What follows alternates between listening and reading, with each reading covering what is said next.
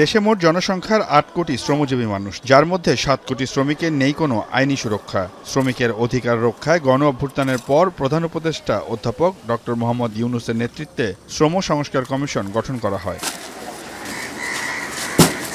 গত বছর নভেম্বরে কমিশন গঠনের পর প্রায় ৫.৫ মাস পর প্রধান উপদেষ্টার কাছে প্রতিবেদন জমা দিল শ্রম সংস্কার কমিশন।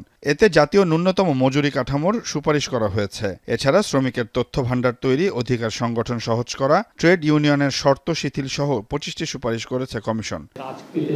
৭ কোটি শ্রমিকেরই কোনো আইনি সুরক্ষা নেই।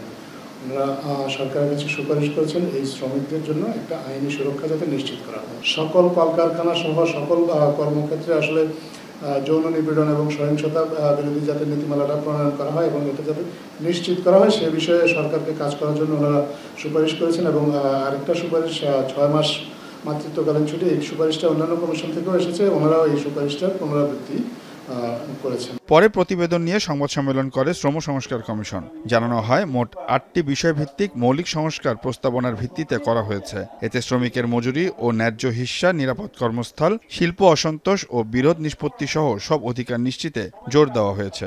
বাংলাদেশের শ্রম আইন এবং এর বাস্তবায়ন কাঠামো এমনভাবে সাজাতে হবে যাতে প্রাতিষ্ঠানিক, অপ্রাতিষ্ঠানিক, কৃষক, স্বনিয়োজিত শ্রমিকদের কয়েকটি মৌলিক অধিকারের নিশ্চয়তা থাকে। এটা হচ্ছে আমাদের প্রথম সুপারিশ।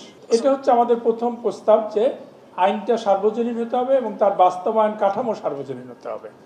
শুধুমাত্র একটা ডিপার্টমেন্ট বা দুইটা অধিদপ্তর না, আমরা 4টা অধিদপ্তরের কথা বলেছি, যেখানে একটা কর্মসংস্থান অধিদপ্তর থাকবে, এখন যে দুটো আছে, এবং একটা সামাজিক নিরাপত্তা অধিদপ্তর। আমরা একটা জাতীয় শ্রম কমিশনের কথা বলেছি যাতে মানুষ সমস্ত অবিচারের বিরুদ্ধে প্রতিকার পেতে পারে। এছাড়া টেলিভিশন সাংবাদিকতা যারা কাজ করেন তাদের সামাজিক নিরাপত্তা, জাতীয় মজুরি নির্ধারণ ও ওএস বোর্ডে যুক্ত করারও আহ্বান জানানো হয়।